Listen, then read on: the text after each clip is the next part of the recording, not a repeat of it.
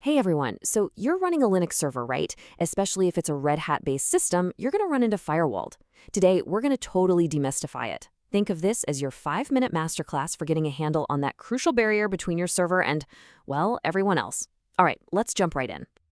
Okay, first things first, a really simple question for you. Is your server exposed to the internet? I mean, of course it is, right? If the answer is yes, then you absolutely 100% need a firewall. No ifs, ands, or buts. Without one, you've basically left your digital front door not just unlocked, but wide open with a welcome mat out. So let's talk about how to lock that door. So what even is a firewall when you get down to it? Honestly, the best way to picture it is like a super smart bouncer or a traffic cop for your server. It stands right at the edge of your network, checking the ID of every single piece of data that wants to come in or go out. And based on a list you give it, it decides you can come in or nope, you're not on the list. Green light, red light. Simple as that. Okay, so it's a gatekeeper. We get that. But its job is actually way bigger than just checking IDs at the door. Let's really dig into why this simple barrier is your absolute first line of defense.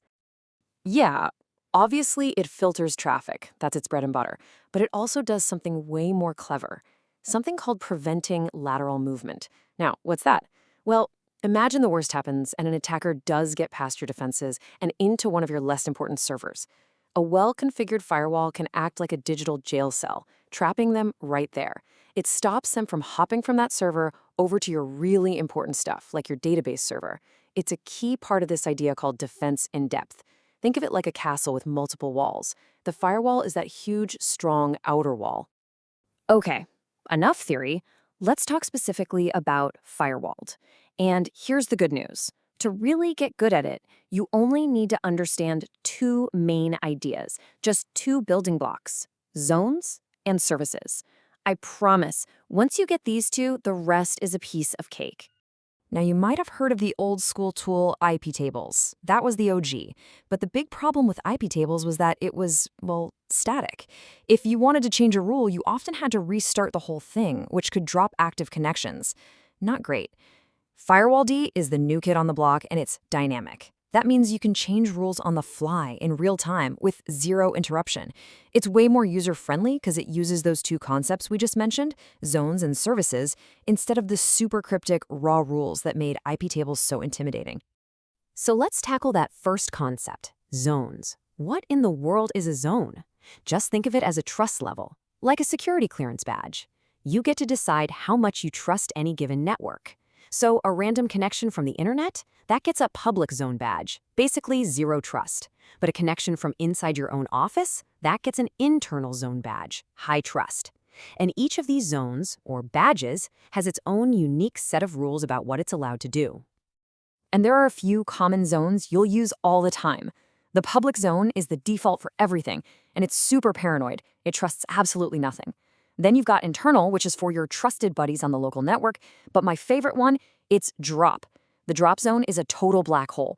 Any traffic that gets sent there is just gone. It doesn't even get a connection refused message back. It's the ultimate ghosting technique for suspicious traffic.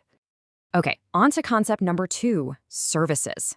This is where firewalled makes your life so much easier. A service is basically just a nickname for a port. Instead of you having to remember that web traffic is TCP port 80 and secure web traffic is TCP port 443, you can just say, hey, firewall, allow the HTTP service or allow HTTPS. It's way easier to read, you're less likely to make a typo, and it just makes everything cleaner. All right, enough talk. Theory's cool, but let's actually do something. It's time to get our hands dirty with the essential commands, the ones you're going to be using pretty much every single day. First up, the most basic question, is this thing on? Before you do anything else, you got to run firewall cmd-state. If it says running, awesome, you're in business. If not, well, you've got to start it up first. Okay, so it's running. Now what's it actually doing? To find out what's currently allowed through, you run firewall command list services. This is literally you walking up to that bouncer and asking, hey, who's on the VIP list right now? It'll tell you exactly what services are allowed in. All right, let's open a door. We're going to use firewall cmd add service HTTP. Now, pay close attention here. Notice what's missing? There's no dash permanent flag. This is super important. It means this rule is temporary. It's active right now, But if you reboot or reload the firewall, poof, it's gone. This is perfect for testing things out without messing up your permanent config. So you've tested your rule and everything works. Great. Now you need to make it stick around. And for that, you need the magic flag, -permanent. When you add -permanent to your command, you're telling Firewall, hey, I like this rule. Write it down in your little black book so you don't forget it after a reboot. Okay, everybody, lean in. I need you to listen to this part, because this is the #1 mistake everyone makes when they start. When you run a command with -permanent, it does not change the live running firewall. It only writes it to the config file for later. To make that change happen right now, you have to follow it up with firewall-cmd-reload. This tells the firewall, hey, go read your config file again and apply the changes. Seriously, tattoo this on your brain. Permanent, then reload. Always. Okay, let's put all this theory into practice. We're going to walk through a super common, real-world job. We just spun up a new web server, and right now, nobody can see our awesome website because the firewall is blocking them. Let's fix that. It's a simple 4-step process. Now, we're going to assume you've already done steps 1 and 2.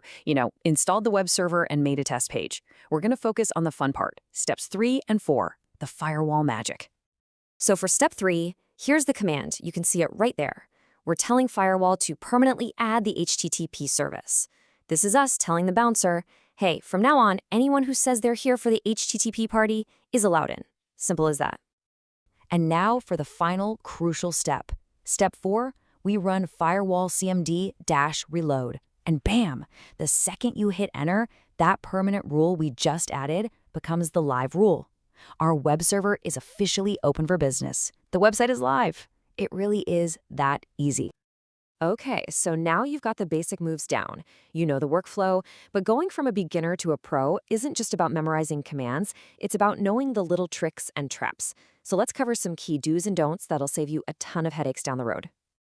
Here's your cheat sheet for success. On the do side, please use services instead of port numbers whenever you can. It just makes life easier for future you. And this one's huge. If something's not working, never ever just turn the firewall off to fix it. That's like taking the doors off your house because you lost your keys. Just test a temporary rule instead. Now, looking at the don't side, that first point is so critical it gets its very own slide. This right here is the golden rule of Firewall. If you're going to make your own custom rules or services, they have to live in the etc firewall folder. Why? Because the stuff in usr lib firewall is the default package content. The next time you run a system update, poof, all your changes in there will be wiped out. So let me say it one more time for the people in the back. Your custom stuff goes in etc. All right, let's boil this all down. What did we learn? 1, Firewall is dynamic, which is awesome. 2, it's all built on 2 simple ideas: zones for trust levels and services for port nicknames. 3, the magic combo you will never forget is -permanent, followed immediately by firewall cmd-reload. And 4, customizations always go in etc firewall. And that's it. You now have the fundamental building blocks to control who gets to talk to your server. We just opened up a web server, but what about your database, your mail server, a custom app you built? The process, the commands, the ideas, they're all exactly the same. So you're ready to go. The only question is, what are you going to secure next?